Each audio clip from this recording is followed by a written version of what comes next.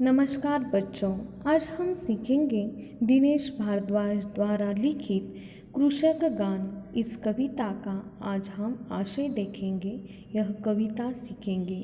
इसके कवि हैं, उनका परिचय देखिए। जन्म 1943 मुरैना मध्य प्रदेश में हुई। परिचय। दिनेश भारद्वाज जी की रचनाएं जमीन से जुड़ी रहती है। उनकी रचनाओं में अपने देश की मिट्टी की सुगंध आती है। उनकी रचनाओं में कहानी, कविताएं, पत्र पत्रिकाओं की शोभा बढ़ाती हैं। उनकी प्रमुख कृतियाँ जन्म और जिंदगी, तृषा से तृप्ति तक कविता संग्रह और एकात्मा दोहा संग्रह प्रसिद्ध है। पद्य संबंधी। प्रस्तुत पद्य में कवि क्या कहना चाहते हैं देखिए। प्रस्तुत गीत कृषक के जीवन पर आधारित है। अन्नदाता कृषक की दुर्दशा का वर्णन करते हुए कवि उसे महत्व और सम्मान फिर से उसका निर्माण करना चाहते हैं। समाज में उसे सम्मान देना चाहते हैं।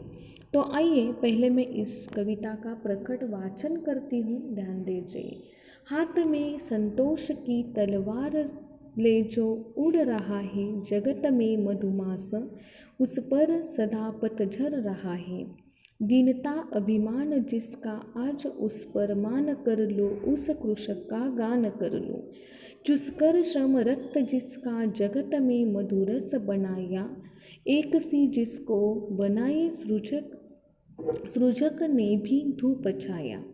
मनुजता के ध्वज तले आह्वान उसका आज कर लो, उस कृषक का गान कर लो। विश्व का पालक बन जो अमर उसको कर रहा है, किंतु अपने पालितों के पद दलित हो मर रहा है। आज उससे कर मिला नव सृष्टि का निर्माण कर लो, उस कृषक का गान कर लो।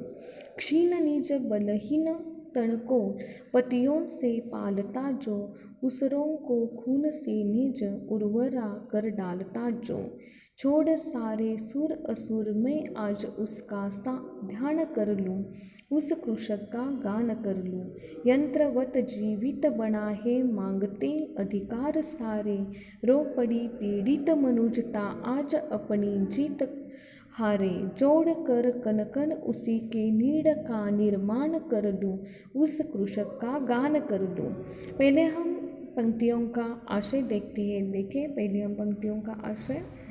हाथ में संतोष की तलवार ले जो उड़ रहा है जगत में मधुमास, उस पर सदा पतझर रहा है।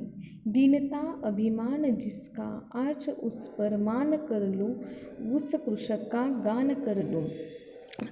कृषक के अभावों की कोई सीमा नहीं है, परंतु उसके पास संतोष रूपी धन है।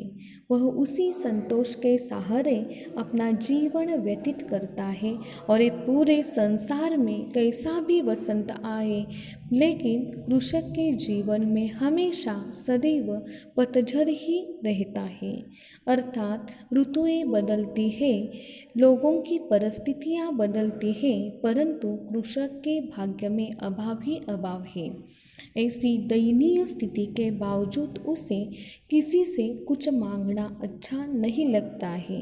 कृषक को अपनी दीनहीन दशा पर भी नाज है।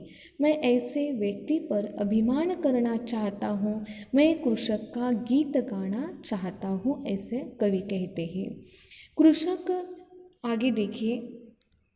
चूस कर श्रम रक्त जिसका जगत में मधुरस बनाया, एक सी जिसको बनाए सृजक ने भी धूप छाया।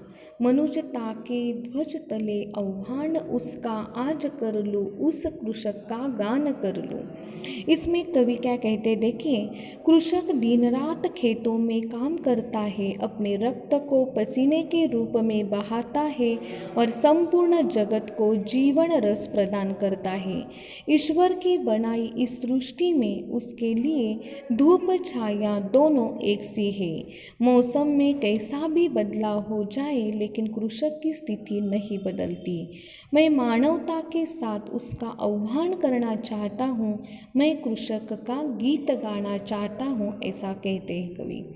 विश्व का पालक बन जो अमर उसको कर रहा है, किंतु अपने पालितों के पद दलित हो मर रहा है। आज उससे कर मिला नव सृष्टि का निर्माण कर लो, उस कृषक का गान कर लो। देखिए इस पंक्तियों में कवि क्या कहना चाहते हैं। कृषक संपूर्ण संसार का अन्नदाता है, यानी कि संपूर्ण सृष्टि को चलाने का काम जो है वह अपना कृषक करता है। वह अन्न उगाकर पूरे विश्व का पालन करता है, लोगों को जीवन देता है, किंतु अफसोस इस बात की है कि जिन लोगों को वह पालता है उन्हीं के द्वारा उसे पददलित किया जाता है, अपमानित किया जाता है।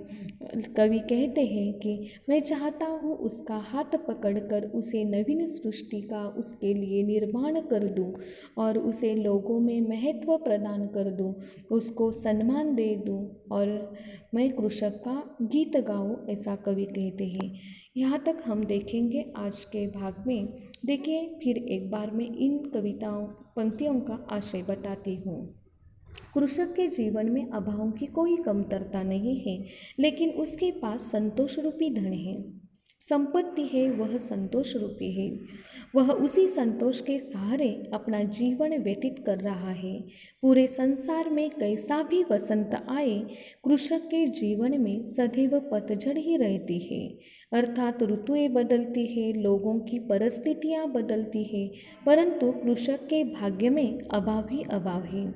ऐसी दयनीय स्थिति के बावजूद उसे किसी से कुछ मांगना अच्छा नहीं लगता है। कृषक को अपनी दीनहीन दशा पर भी नाज है।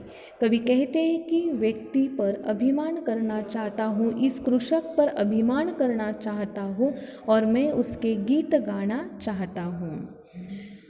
कृषक दिन रात खेतों में काम करता रहता है, अपने रक्त को पसीने के रूप में बहाता है और संपूर्ण जगत को जीवन रस प्रदान करता है। ईश्वर ने बनाई हुई इस सृष्टि में उसके लिए धूप छाया दोनों एक से है। मौसम कैसा भी आए बदलता रहे, कृषक की स्थिति में बदल नहीं होता है। मैं मानवता के साथ उसका आह्वान करना चाहता हूँ, मैं उस कृषक का गीत गाना चाहता हूँ। संपूर्ण विश्व संसार को, संपूर्ण जगत को पालने वाला जो अन्नदाता कृषक है वह पूरे विश्व को पालता है, लोगों को जीवन देता है, किंतु अफसोस इस बात का है कि जिन लोगों को वह पालता है उन्हीं के द्वारा उसे पददलित किया जाता है, अपमानित किया जाता है। इसीलिए कवि कहते हैं कि उसका हाथ पकड़कर, उंगली पकड़कर उसके लिए नवीन सृष्टि की निर्माण करना चाहता हूँ और उसको सम्मान देना चाहता हूँ। और कवि दिनेश भारद्वाज जो है वह कृषक का गीत गाना चाहते हैं। प्रस्तुत गीत में गीतकार दिनेश भारद्वाज जी ने एक कृषक का महत्व प्रतिपादन किया है, जो कृषक के संपूर्ण संसार का अन्नदाता है, संपूर्ण सृष्टि का वह अन्नदाता है। स्वयं अभाव में जीता है पर किसी के समक्ष हाथ नहीं फैलाता। कवि समाज में उसका सम्मान पूर्ववत स्थापित करना चाहते हैं। यहाँ तक हमने आज पढ़ा है। जहाँ तक मैंने आज सिखाया है उस पर आधारित मैंने एक स्वाध्याय आपको दिया है। वह स्वाध्याय आपको छुड़ाना है और आपके जो एडमिन है उनके नंबर पर आपको सेंड करना है और आगे का भाग हम कल सीखेंगे। धन्यवाद।